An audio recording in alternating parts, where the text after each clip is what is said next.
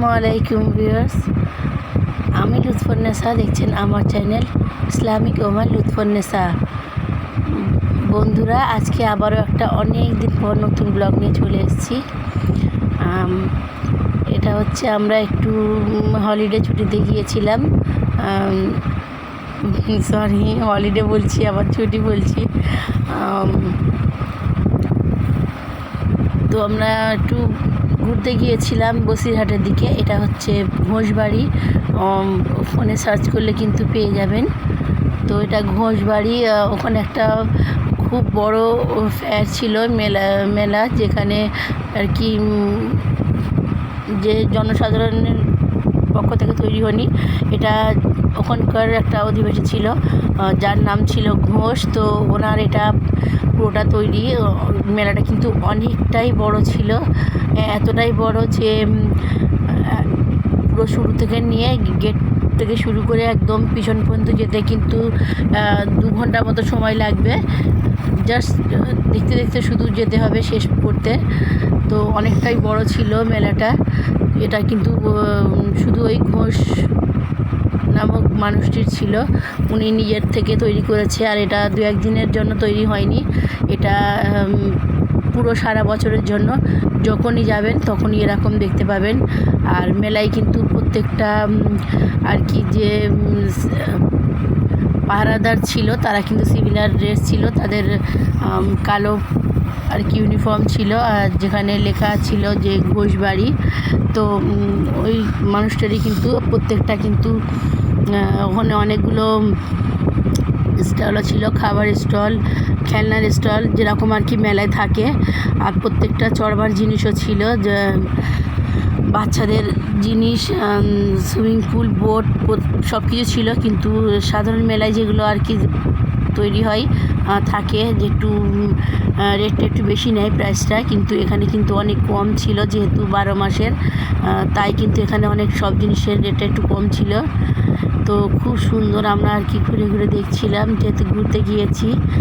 আর এখানে বলা অবশ্যই দরকার যে এখানে কিন্তু আমার 3 ছেলে মেয়েকে নিয়ে যায়নি, শুধু আমি আমাদের ছোটোটাকে নিয়ে গিয়েছিলাম। তো ওরা তো ছেলে দুটো তো মাদ্রাসায় ছিল, মেয়ে শ্বশুরবাড়ি। তো আমি নিজে জাস্ট 3 জনেই গিয়েছিলাম। তো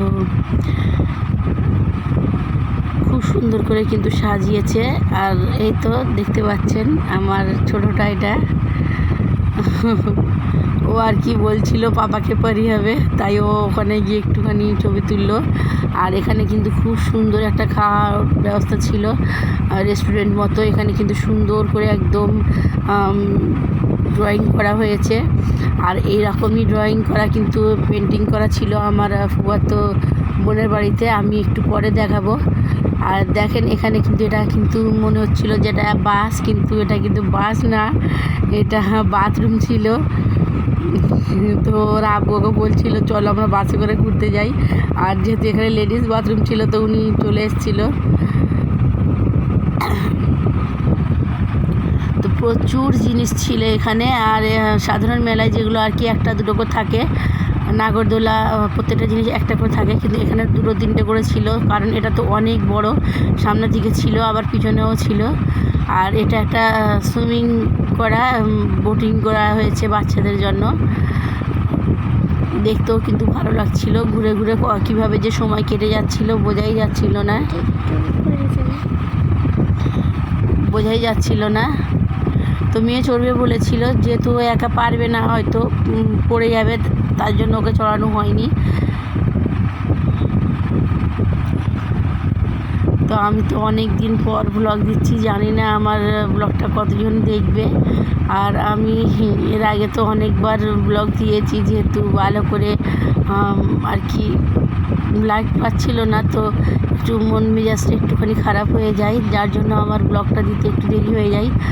যদি আমার ব্লগটায় যদি আপনারা দেখেন, যদি একটা করে লাইক দিয়ে দেন, কমেন্টে আমাকে জানান যে আপনারা কি দেখতে চাচ্ছেন, কীরকম ভিডিও দেখতে ভালো লাগবে, তো আমি কিন্তু সেই অনুযায়ী ভিডিওটা তৈরি করতে পারবো।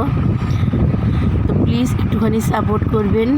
আর দেখেন এখানে কিন্তু যে সাধারণ মেলা ছিল না, তো দেখেই বুঝতে পারছেন, বলবেন যে মেলাটা কীরকম ছিল। আর এখানে কিন্তু বসিরহাটের যারা নাগরিক আছে, যদি বাংলাদেশের ওইদিকে কেউ দেখে থাকেন, তো বাংলাদেশ বসিরহাট থেকে তো বাংলাদেশ বেশি দূরে না, তারা হয়তো শুনে থাকবেন ঘোষবাড়ি মেলা।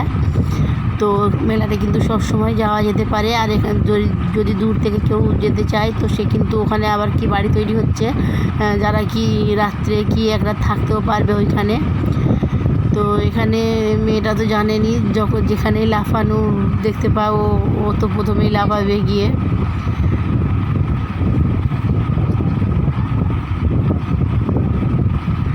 প্লিজ প্লিজ চ্যানেলটাকে সাবস্ক্রাইব করে দেবেন আর একটা লাইক দিয়ে দেবেন সাথে। তো এখানে কিন্তু ঐতিহাসিক ফেরাউনের বাড়িটাও ছিল, যেহেতু আমার ওটা আর কি ক্যাপচার করা হয়নি, অতটা কিন্তু হয়ে ওঠে না, যেহেতু ক্যামেরায় চার্জটাও পুরোটা ছিল না, তো একটু কেটে কুটেই ভিডিওটা করা হয়েছিল।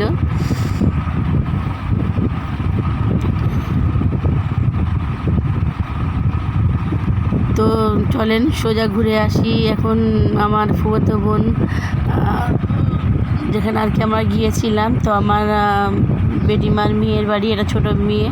তো আমার বেটিমার কিন্তু 2 ছেলে 2 মেয়ে। আমি কিন্তু এর আগে বলেছিলাম যে আমাদের এখানে এসেছিল। তো আমার ফুফাতো বোন কিন্তু আমার চেয়ে 2-3 বছরের ছোট, কিন্তু ও হচ্ছে রাজনীতিতে দাঁড়িয়েছে, ও কিন্তু MLA। তো ওখানকার কিন্তু ও প্রধান, ওকে কিন্তু ওর হাজব্যান্ডের কিন্তু একদমই সময় নেই, ও কিন্তু সারাক্ষণ ওর হাজব্যান্ড কিন্তু ব্যস্ত থাকে, যেহেতু উনি একটা চাকরিজীবী মানুষ, আবার একটা MLA।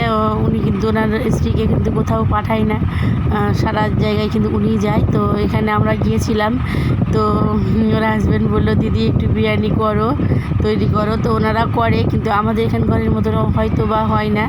তো আমি একটু বিরিয়ানি তৈরি করেছিলাম, তো সবারই পছন্দ হয়েছিল। আর আমার ফুফাতো বোন কিন্তু ওর হাজব্যান্ড আর ওর 2 ছেলে মেয়ে এখন ছোট। তো এটা কিন্তু গ্রামীণ পরিবেশের খুব সুন্দর একটা বাড়ি তৈরি করেছে ওরা, যে আমাদের এখানে শহরে শুধু এরকম থাকে তাই না, ওদের কিন্তু বাড়িটা খুব সুন্দর, একদম ফাঁকা জায়গার মধ্যে কিন্তু বাড়িটা। আর অনেক সুন্দর করে ওর হাজব্যান্ড বাড়িটাকে তৈরি করার চেষ্টা করেছে, কিন্তু সুন্দরই হয়েছে। আর যেহেতু এখন লোকজন ছিল, আমরা ছিলাম, আমার বেটিমা ছিল, তো একটু কাজের চাপ ছিল, তো সেরকম একটা গুছানো ছিল না। তো আমি ওরই মধ্যে ভিডিও একটু করে নিয়েছি। তো এটা ছিল বাথরুমের দরজা, বাথরুমটাও কিন্তু অনেক বড়, তো আমি খুলে আর দেখাইনি। আর ওদের কিন্তু নিজেদের এটা বাড়ির পাখি, বাড়িতে নিজস্ব পোষা বিড়ালও ছিল, একদমই কম্বলের লেপের মধ্যে ঢুকে গিয়ে শুয়ে পড়ে, এরকম অবস্থা আর কি। তো আমি ভিডিওটা করার জাস্ট কয়েক ঘন্টা আগে কিন্তু খুব বৃষ্টি হচ্ছিল বাইরে, যার জন্য কিন্তু কাপড়গুলো তুলে নিয়ে এসে এখানে রাখা ছিল, তো একটু খারাপ লাগছে হয়তো। আর তো দেখতেই পাচ্ছেন হাজব্যান্ড কিন্তু ঘরের মধ্যে কিন্তু অনেকগুলোই কারিকার্য করিয়েছে। যেটা বলছিলাম, MLA ও কিন্তু ওর হাজব্যান্ড কিন্তু সারাক্ষণ এমনিতেই ওর হাজব্যান্ড একটা বিল্ডার্স, তার উপর দিয়ে চাকরিজীবী মানুষ, আবার MLA, আবার কম্পিউটারের টিকিট আর কি, ট্রাভেলসের ট্রেন প্লেন সব কিছুরই টিকিট তৈরি করে, আবার ভোটার কার্ড ওইগুলোকেও ঠিকঠাক করে দেয়, যার যা গণ্ডগোল আছে উনি কিন্তু ঠিক করে দেয়। তো আবার ওনার নিজের পেয়ারার বাগানও তৈরি করেছে 5 বিঘে জমির মধ্যে, প্রায় 6-8 লাখ টাকা খরচ করে পেয়ারার বাগানও তৈরি করেছে, যেহেতু ওরা ওদের অনেক দিক থেকে বিজনেস করে রেখেছে। আর উনি একা মানুষ, তো বুঝতেই পারছেন যে ওনার কিন্তু 2 মিনিটও মানে একটু বসে বা কথা বলার সময় ছিল না, সারাক্ষণই 2টো ফোন কানে দিয়ে সারাক্ষণই ব্যস্ত মানুষ। তা সত্ত্বেও কিন্তু আমাদের যথেষ্ট সময় দিয়েছিল। আর এই রুমটার মধ্যে কিন্তু আমরা ছিলাম, আর পাশে একটা অন্য রুম ছিল, তার মধ্যে কিন্তু ওনারা চলে গিয়েছিল, যেহেতু ওনারা এই রুমটাই থাকতো। তো আমরা যাওয়ার পরে ওনারা কিন্তু আমাদের এই রুমটা ছেড়ে দিয়েছিল।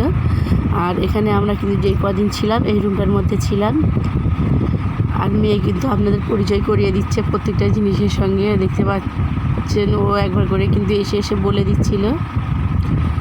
তো প্লিজ প্লিজ আমার ভিডিওটার মধ্যে কি খারাপ হয়েছে না হয়েছে আমাকে কমেন্টের মধ্যে জানিয়ে দেবেন। আর দেখেন কত সুন্দর একটা, যেন মনে হচ্ছে এটা একটা ছবি থেকে আমি তুলে নিয়েছি, কিন্তু না, এটা হচ্ছে ওদের বাড়ির পরিবেশ। খুব সুন্দর পরিবেশ। কীরকম লেগেছে আমাকে জানাবেন, লাইক দেবেন, কমেন্ট করবেন, দোয়া করবেন যেন আমি আগামীতে তাড়াতাড়ি ভিডিও দিতে পারি।